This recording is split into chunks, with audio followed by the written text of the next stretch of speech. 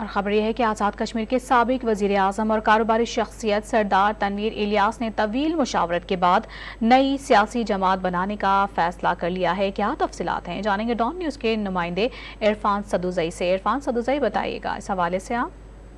جی، آزاد کشمیر کے سابق وزیر اعظم سردار تنویر الیاس نے ہمارے ذرائع کے مطابق نئی پارٹی بنانے کا فیصلہ کیا ہے، اور ان کے پاس دو طرح کی پیشکش تھی اس سے قبل۔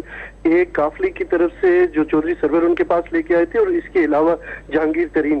تو جہانگیر ترین اور قافلی کی جو پیشکش تھی، ان دونوں کو ٹھکرا کے تنویر الیاس نے فیصلہ کیا ہے کہ وہ نئی جماعت بنائیں، اور اس کا نام ابھی زیر غور ہے۔ رائٹسٹ، انہوں نے اشارتاً یہ بتایا ہے کہ رائٹسٹ پارٹی ہوگی، اور اس کا جھنڈا بھی پاکستان کی طرز کا ہو سکتا ہے، اور یہی پارٹی آزاد کشمیر میں بھی وہ رجسٹرڈ کروائیں گے۔